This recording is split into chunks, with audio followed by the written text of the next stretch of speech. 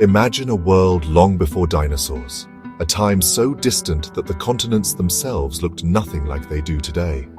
The oceans were alive with strange and wonderful creatures, many unlike anything that exists now, filling every corner of the ancient seas. After the Cambrian explosion unleashed a burst of evolutionary creativity, the Ordovician, Silurian, and Devonian periods witnessed the rise of the first true sea monsters, giants that would dominate the waters for millions of years. There were no whales or sharks yet, just a parade of bizarre armored animals and evolutionary oddities, each more fantastic than the last. The continents were clustered together, forming supercontinents surrounded by vast, shallow seas, environments that became perfect laboratories for new forms of life to evolve and thrive. Trilobites, with their segmented bodies and armored shells, scuttled along the seafloor in huge numbers, leaving trails in the soft sediment. Primitive coral reefs, built by early corals and sponges, rose up from the seabed, creating the first underwater cities, shelters and hunting grounds for countless species. These reefs became the stage for dramatic battles, as new ocean giants stalked their prey among the coral towers and crevices. Above the waves, the air was thick with carbon dioxide, and the land was barren, save for the earliest mosses and liverworts clinging to damp ground. But beneath the surface, an evolutionary arms race was underway, driving both predators and prey to new extremes of adaptation. Prey animals developed thicker, more elaborate shells and learned to move faster, seeking any advantage to survive the relentless pursuit of predators. Meanwhile, predators evolved to become larger, more powerful, and increasingly cunning, perfecting the art of the hunt in these ancient waters. This never-ending struggle for survival gave rise to some of the most bizarre, alien, and terrifying animals our planet has ever seen. Join us as we journey back in time to meet sea scorpions as long as crocodiles, their pincers snapping as they prowled the ancient seafloor. Encounter armored fish with jaws strong enough to crush bone, and squid-like giants whose shells spiraled toward the surface, hunting in the dim blue light. These were the first true rulers of the ancient seas, shaping the course of evolution for all marine life that followed. Prepare to witness the dawn of Earth's first sea monsters, a world of giants, survivors, and evolutionary marvels, lost to time but brought to life once more. After the Cambrian, the oceans became a battleground. Life beneath the waves was no longer just about survival. It was about dominance, strategy, and adaptation. The tranquil seas of earlier ages gave way to a world where every creature had to fight for its place. Evolution favored active hunters, creatures with claws, speed, and sharp senses. The first true predators emerged, equipped with tools for both attack and defense. Some developed lightning-fast reflexes, while others relied on brute strength or cunning ambush tactics. For the first time, almost every animal faced the threat of being hunted. No longer could any creature afford to be slow or unaware. The ocean became a place of constant vigilance, where the line between hunter and hunted was razor-thin. Strong limbs and powerful claws gave predators a deadly edge. These adaptations allowed them to seize, crush, and overpower their prey with terrifying efficiency. Better eyes meant they could spot prey from afar and ambush with precision. Enhanced vision was a game-changer, letting predators track movement in the dim, murky waters and strike before their victims even sensed danger. Prey had to adapt. Thicker shells, better camouflage, and faster swimming. Some evolved spines or toxic defenses, while others learned to hide in plain sight or dart away at the first sign of trouble. This was the start of an evolutionary arms race. Each adaptation met with a counter. As predators grew more formidable, prey responded with new defenses, sparking a cycle of innovation that would shape life for millions of years.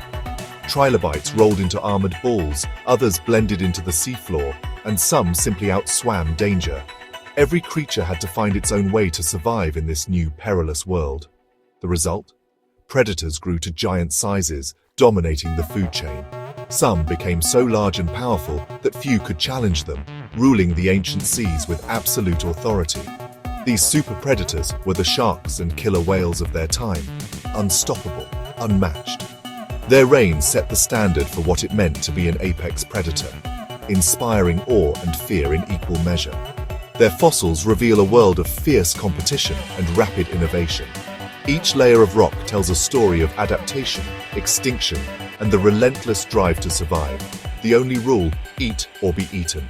In this world, hesitation meant death, and only the most adaptable could hope to thrive. This era set the stage for the rise of the most spectacular sea monsters. The blueprint for future marine giants was written here, in the crucible of ancient oceans. The ancient oceans were now ruled by giants. These titans shaped the very fabric of marine ecosystems, leaving a legacy that echoes through time. The story of life's arms race had truly begun, setting in motion a saga of survival and supremacy that would define the history of our planet's oceans. Meet the Eurypterids, sea scorpions, the ancient kings of the shallows. Not true scorpions, but giant arthropods related to spiders and horseshoe crabs. Some, like Pterygotus, grew over 2 meters long, with paddle-like tails for swift ambushes. Their tough exoskeletons and massive spined pincers made them formidable hunters. With large compound eyes, they could spot prey and strike with deadly precision. Sea scorpions patrolled the seafloor, eating fish, trilobites, and even each other. Their adaptability let them thrive in both salt and fresh water, dominating for millions of years. They were the undisputed predators of their world. Picture a trilobite crawling across the Silurian seafloor, its armored body gliding over rippled sand, searching for food in the dim ancient light. The ocean is alive with strange shapes and silent tension, every shadow a potential threat. Suddenly, giant claws erupt from the mud, sending clouds of silt swirling through the water. The calm is shattered in an instant. You're caught by a Pterygotus, a master of ambush and brute force. This enormous sea scorpion, stretching up to 8 feet long, was one of the most formidable hunters of its time.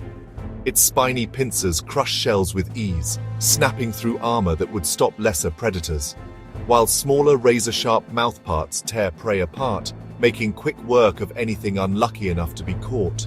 But sea scorpions weren't just killers, they were survivors.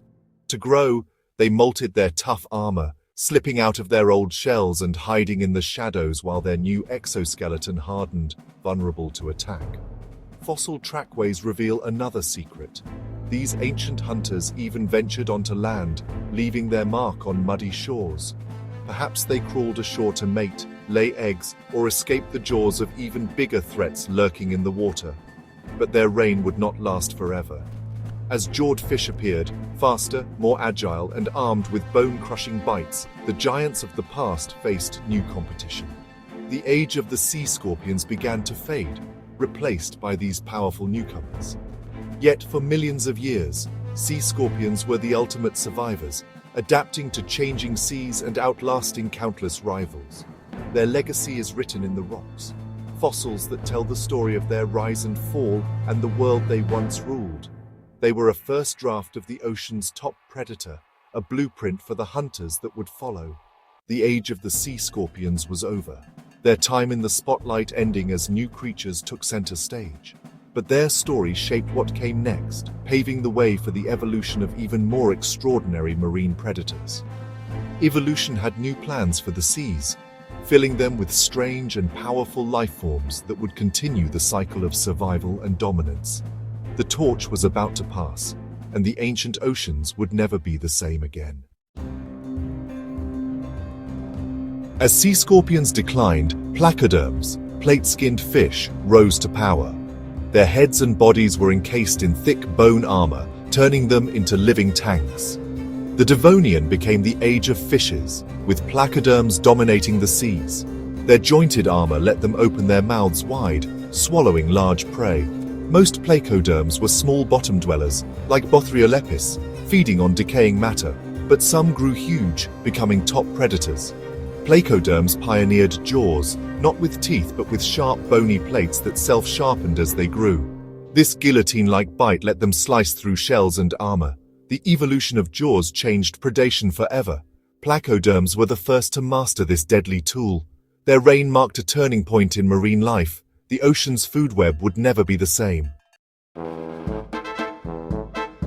Dunkleosteus was the king of placoderms, a 6-meter armored giant.